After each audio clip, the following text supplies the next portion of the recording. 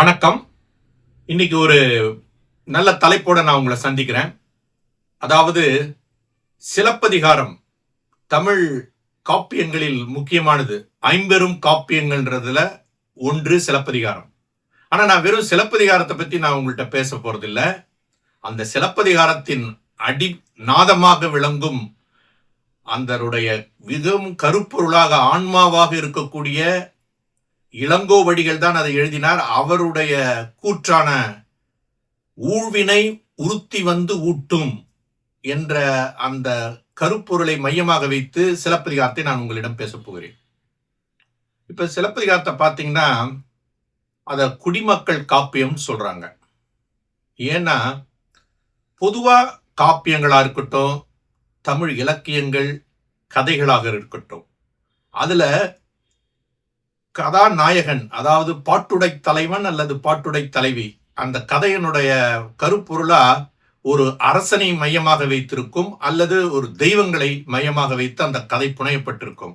ஆனால் தெய்வமும் அல்லாமல் அரசனும் அல்லாமல் ஒரு சாதாரண குடிமகன்களை வைத்து புனையப்பட்ட ஒரு காப்பியம்தான் சிலப்பதிகாரம். கோவலன் கண்ணகி சிலப்பதிகாரத்தின் முக்கிய அவர்கள் கதாநாயகரும் கதாநாயகியும். மாதவியும் வருகிறாள். கோவலன் ஒரு வணிக குடும்பத்திலே பிறந்த ஒரு நல்ல மனிதன். கண்ணகி ஒரு வணிக குலத்திலே பூம்புகாரிலே பிறந்த ஒரு கற்புக்கரசி. இவர்கள் இருவருக்கும் திருமணம் நடக்கிறது. கதையை சொல்கிறேன் சுருக்கமாக. இருவருக்கும் திருமணம் நடக்கிறது. நல்ல முறையிலே வாழ்ந்து கொண்டிருக்கிறார்கள். இடையிலே கோவலன் மாதவி என்ற ஆடலரசியினுடைய அழகிலே மயங்கி அவளுடன் உறவு வைத்துக் கொள்கிறான். கண்ணகி விட்டு பிரிந்து மாதவியுடன் வாழ்கிறான் பல காலம். ஒரு நாள் கடற்கரையிலே மாதவி காணல் வரி பாடும் பொழுது அதை தவறாக இவன் அர்த்தம் புரிந்து கொண்டு மாதவியிடம் கோபித்துக் கொண்டு கண்ணகி நோக்கி வருகிறான். வரும்பொழுது அவன் அங்கே மாதவியிடம் எல்லா செல்வத்தையும் இழந்து விடுகிறான். நிராயுத பாணியாக வருகிறான். கண்ணகி தமிழ் பெண்பணி, கற்புக்கரசி, நல்ல குலமகள். அவன் கண்ணகியை அன்போடு வரவேற்று அவள் நலம் விசாரிக்கிறாள். இருவரும் செல்வங்களை இழந்த நிலையில் பழைப்புக்காக மதுரை நோக்கி செல்கிறார்கள். மதுரை செல்லும் பொழுது காவிரி ஆற்றை கடக்கும் போது கவுந்தியடிகள் என்ற ஒரு பௌத்த துறவி அவர்களுக்கு உதவியாக இருக்கிறார். காவிரி ஆற்றை கடந்து அவர்கள் மதுரை மாநகரம் சென்று அங்கு அவர்கள் தங்குவதற்கு கவுந்தியடிகள் உதவுகிறார். அப்பொழுதுதான் கோவலன்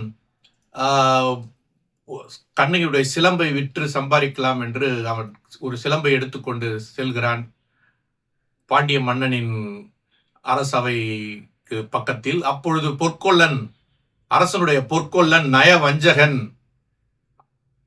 பாண்டிய மன்னனின் அரசியினுடைய சிலம்பை கோவலன் தான் திருடி வைத்திருக்கிறான், அந்த சிலம்புதான் இது என்று பொய் சொல்லி அதை பாண்டிய மன்னனும் அதை சரியான முறையிலே விசாரிக்காமல் நீதியை தவற விட்டுவிட்டு கோவலனை கொல்லுமாறு செய்கிறான். கோவலன் கொல்லப்படுகிறான். எந்த நீதி விசாரணையின்றி கொல்லப்படுகிறான். பின்பு கண்ணகி அங்கு சென்று வாதாடுகிறாள், மதுரை எரிக்கிறாள். இதெல்லாம் கதை. ஆனால் இங்கே ஒன்றை உற்று நோக்க வேண்டும். நான் சொல்ல வந்த கருத்து என்னவென்றால், கோவலன் நல்லவனாக புனையப்படுகிறான். அவன் ஏன் மாதவியை நோக்கி செல்ல வேண்டும்? ஏன் அவன் செல்வங்களை எல்லாம் அங்கு இழக்க வேண்டும்? ஏன் அவன் மதுரைக்கு செல்ல வேண்டும்? எப்படி அவன் பொற்கொலன் கையிலே சிக்க வேண்டும்? பொற்கொலன் ஏன் பொய் சொல்லி அவனை மன்னனிடம் மாட்டிவிட்டு மன்னன் ஏன் நீதியும் எதையும் விசாரிக்காமல் அவனை கொல்ல வேண்டும்? கடைசியில் கோவலன் அங்கு கொல்லப்பட வேண்டும். இதற்கெல்லாம் காரணம் கோவலனோ மன்னனோ பொற்கொல்லனோ யாரும் இல்லை.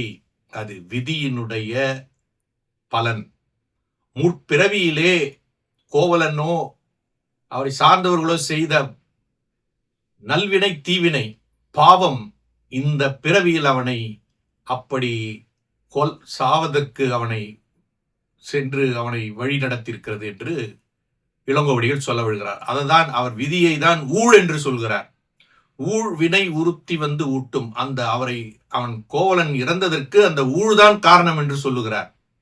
எனவே சிலப்பதிகாரத்தினுடைய சிறப்பு அதனுடைய இலக்கிய நயம், அது ஒரு எளிய நடையிலே இளங்கோவடிகள் அதை வடித்திருக்கிற விதம் பாராட்டத்தக்கது.